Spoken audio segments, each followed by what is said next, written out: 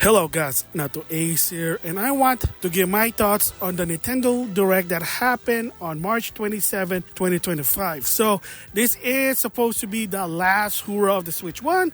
However, there were surprises during this Direct and game announcement that's gonna be released on 2026. So I'll explain that later why that is sort of interesting. So let's just get to it. So first of all, the Japanese side for the Nintendo Direct. So they did showcase some game that wasn't on the American side, but games that's already been announced in a montage, including a Hello Kitty adventure sim type game. I have no idea what it is. And of course, Tokimeki Memorial, which is a Konami visual novel game.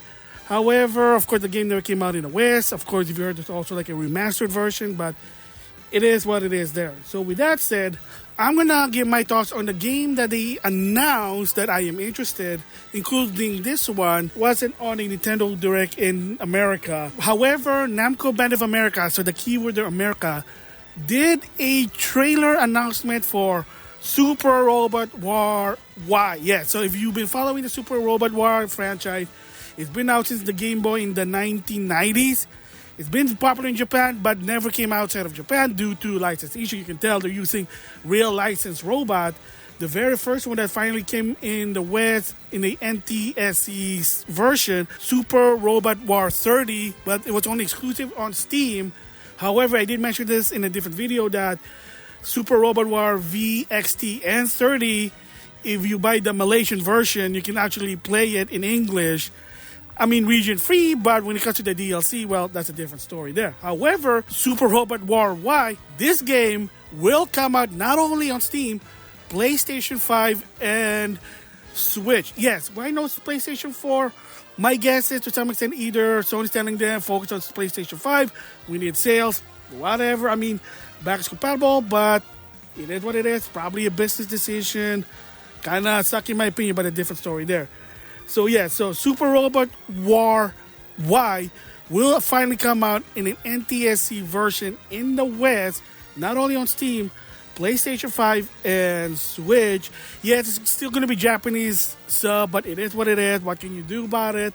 And they revealed some new IP that's going to be in the game. And I was talking to some of my friends about that. One of them that makes sense to put it on a Super Robot War game. And I was right. Gundam, Witch of the Mercury, is going to be in it. Ghetto Robo Arc, which is, if you watch that anime on High Dive, basically it's the next generation of Ghetto Robo. The main character is the son of the main character. And then another classic one finally in a VXT graphics. Aura Dumbline. I have no idea what that is. It's a classic anime, but again, it is what it is. So kudos to Namco Band of America because they are doing something interesting. Too bad that they still refuse to do Senozaka HD, which real quick thoughts and unfortunate. The recap is Harada kind of proposed it and upper management from Namco Bandai said, yeah, nope, it's not going to sell. So it is what it is there. Sucky. What they showed in the American Nintendo Direct. So first of all, Dragon Quest HD 2D 1 and 2. So they finally reveal what it looks like. Yes, it does look like part 3 with the main character from 1 and 2 respectively. And however, to some extent in Dragon Quest 2, there's going to be a fourth main character. Again, I never really played Dragon Quest that much. I'm more a Final Fantasy guy. Yes, I do have Dragon Quest games, but the most that I enjoyed was 8 and 11. And maybe 9 to some extent, but I don't know, like Dragon Quest game for me, it's not really my cup of tea. Like I'm trying to get into it. I'm more like a Final Fantasy guy. But anyway, they show what it looks like. And I'm seeing that this game is going to be 2 in 1. So Dragon Quest 1 and 2 is going to be in one disc. So that's kudos. Because I'm going to assume if it's going to be like the NES, it's not going to be that long. But who knows? I mean, a lot of this remake, you'll be surprised that it'd be longer because of additional content. Maybe. I don't know. Just saying there. And then the next one is No Sleep for Kaname Date from The Insomnium Files. So yes, it is a sequel. Supposed to be a puzzle visual novel about an AI girl. I heard about it. Never played it. But hey, there's a sequel now. The next one, Raiden Remaster. So this is a sort of a digital saga RPG spin-off. You play as Raido, which is a demon hunter. That's the guy that also made an appearance in Digital Saga Nocturnal. And he's like one of the cameo characters you play. I mean, yeah, there is Dante, but that's a different story there. But yeah, so they're gonna remaster this game. It is a PS2 game. It's an action RPG, but from what I heard, it is really fun there. The next one, Shadow Labyrinth, or what I call it, Pac-Man Labyrinth. So if you watch that one episode in Secret Level with the weird Pac-Man metaphor, so apparently, according to a lot of people, it is a prequel to what the game they're going to be showing. So there you go. So it is a dark Pac-Man puzzle game. Really interesting, creepy to some extent. I might get in the long run because it looks interesting. So it is a dark take of Pac-Man. Very dark, but it's sort of a puzzle also using like Pac-Man skill to some extent. But again, so the game's going to come out this summer, July 18th. And then this one's going to be interesting. Like I said, kudos to Namco Bandai. Patapon 1 and 2 Replay will be published by Namco Bandai. So yes, it is a Sony IP from what I understand. However, what Sony's doing now is that they are allowing their first IP game to be ported to other console. Option is there. Granted that if you're a Nintendo fan, but that's probably going to be a different story. But to some extent, Sony said, hey, nobody's buying this on a PlayStation console because it's too expensive. Why not just give people option? So when they publish a Sony game to other console, apparently Namco Bandai is in charge because if you saw Freedom War, it was the same deal.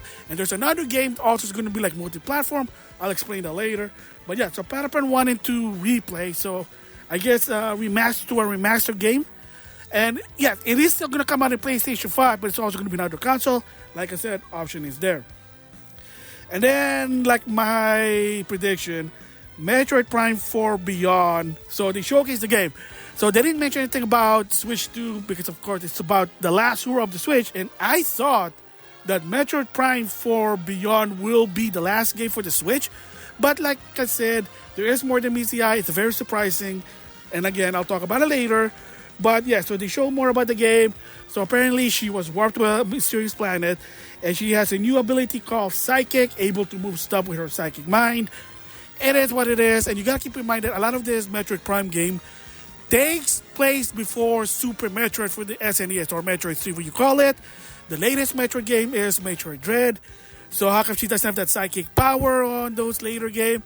Well, they have this called the Metroid Syndrome, where no matter which game, you always start to square one. It is what it is. I mean, that's the whole point, I guess. But yeah, so they show more about it. And really interesting. So no mention about the Switch 2 edition, but I wouldn't be surprised. You just have to be patient about the Switch 2 thing. And then this one, I am shocked, but it's awesome that they did this. Konami revealed Gradius Origin, which is all the Gradius collection in one package, including a new Gradius game called Salamander 3 or Life Force. It is an original game. It's an indie game, looks like it. Think of it as Ganryu 2 or Anos 2, because those are sequel to a classic SNK Visco game. So they kind of did that with Salamander 3. And hopefully in the long run, they'll do Paradius. So, but you gotta give kudos to Konami.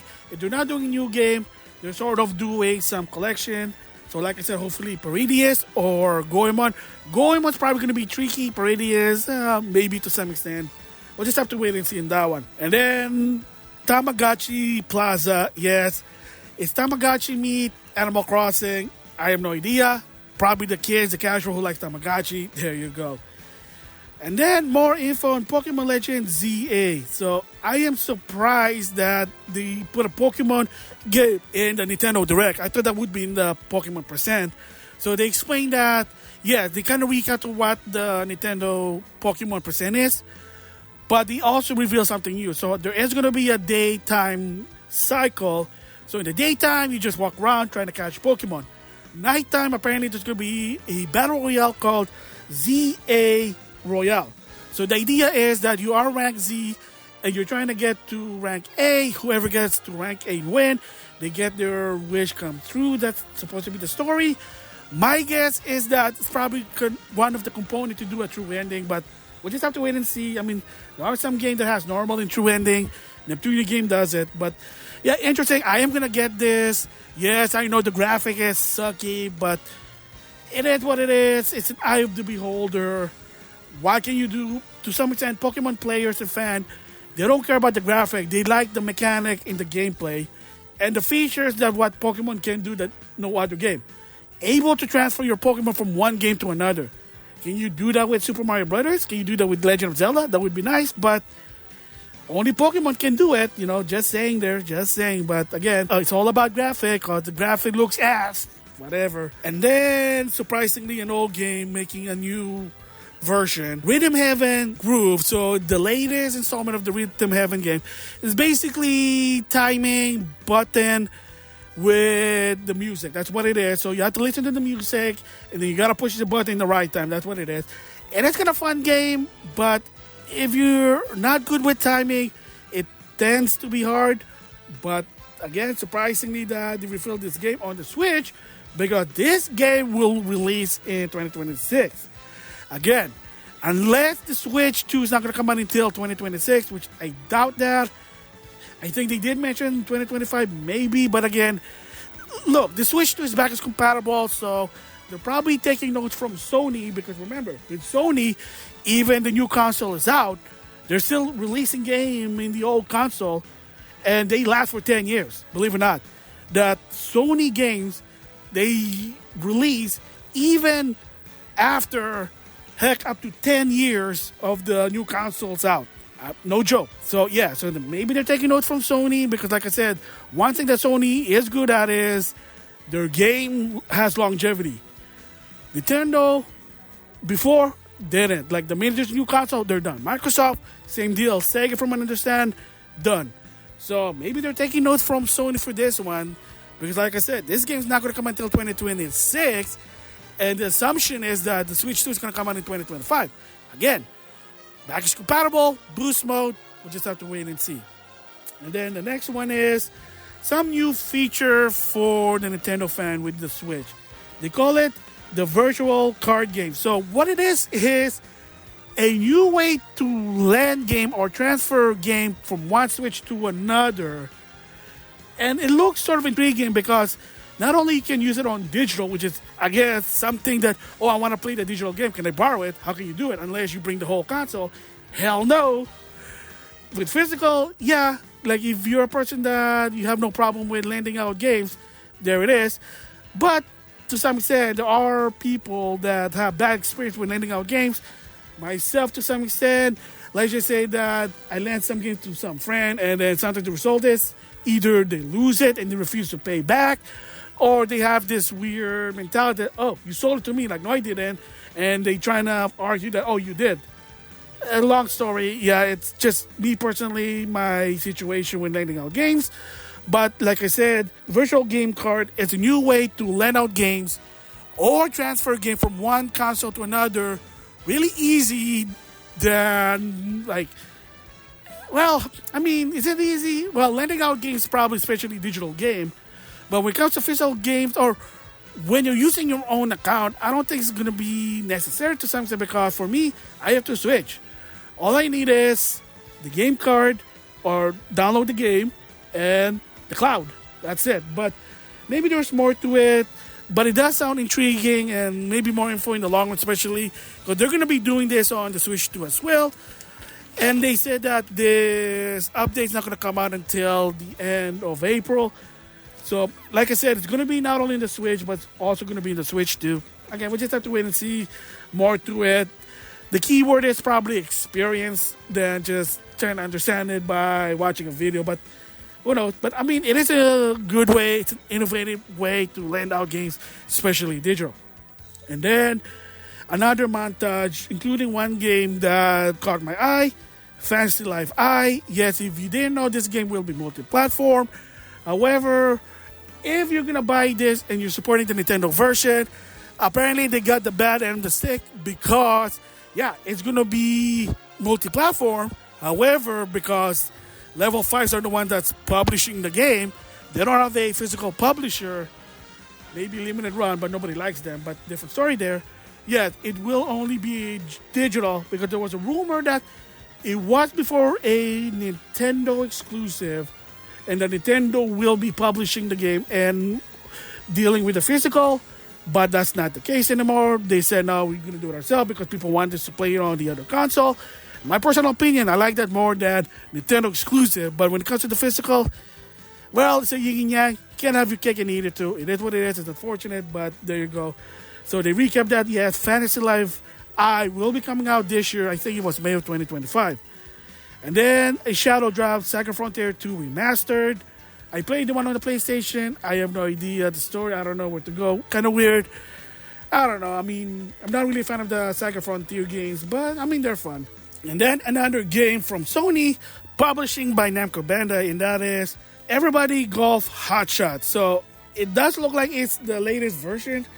I thought this one looks like the PlayStation 3 of Hot Shot Golf, or Everybody Golf, but it is what it is. So it's a remastered version. Who knows? But again, multi-platform. Yes, it is including the PlayStation 5 version, trophy support.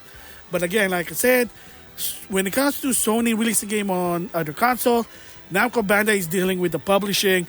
What's the connection? Who knows? Just have to wait and see more about it. And then Marvel Cosmic Invasion. So a 2D beat 'em up game playing certain some Marvel characters in the game. So it looks interesting. So the way they explain it is, you can pick two characters and you can switch around. So it's one of those classic Marvel beat 'em up games such as the Avenger, X-Men, Sega Spider-Man.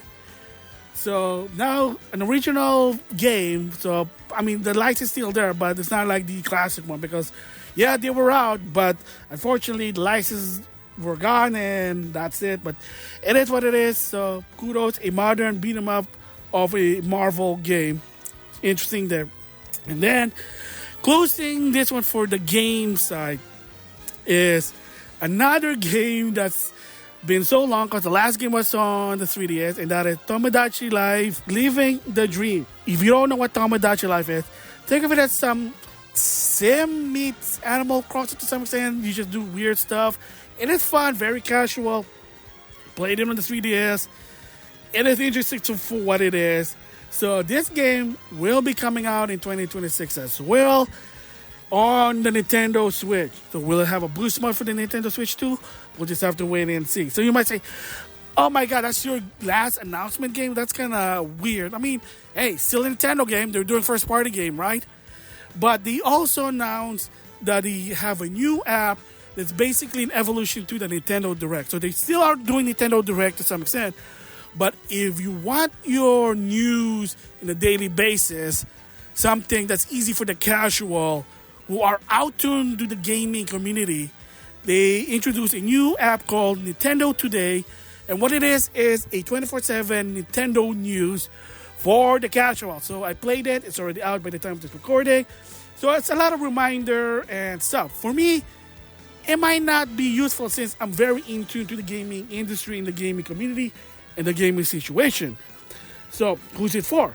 Just like Nintendo Music, it is for the casual who are out-tuned to anything video game, including Nintendo. Again, you're going to be someone, if you're casual, you're not going to be someone that's going to go to Spotify, Napster, Kazaa, whatever, finding website, finding a Nintendo MP3 and download them, if you know what I mean. No, you need something easy, quick, and pick up. Nintendo Music. So same goes with this one. They're not going to go to a website like Nintendo Live, GameSpot, IGN. People who follow those, believe it or not, are people who are in tune to the video game industry. People who are out too, people who are just a casual, they might know what a GameStop, an IGN, Kotaku, etc., etc., etc.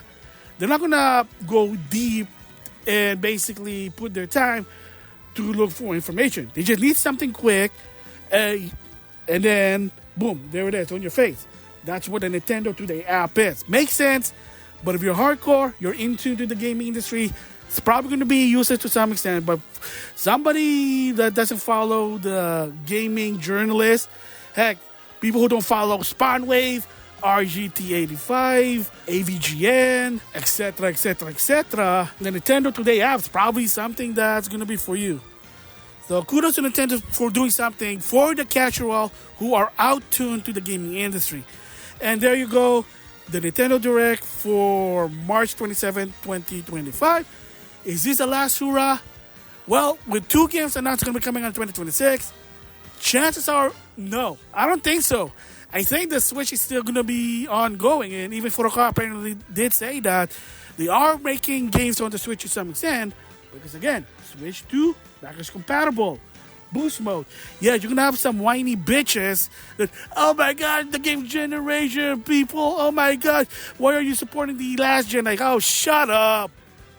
People did that with the PlayStation. Oh my god, why are you making games for PlayStation 4, man? That sucks. You should only focus on PlayStation 5. It's called option, people. Just saying. Just saying there. So anyway, if I would give this a rating, I would give it actually a 9 out of 10 because there are a lot of games that I am interested. The new apps, the new surprises, lots of Japanese games because I love my Japanese game. I'm not a big fan of Western games because, they're weird, they're political. And to some extent, they're garbage, but that's your decision. You make the call. But there's a lot of games that I am interested. Lots of Japanese games for me personally. So yes, it is a 9 out of 10 there. So that's it. Next time is going to be the Nintendo Switch 2 Nintendo Direct. I am going to give my opinion about that too as well. So with that, I'll see you guys later.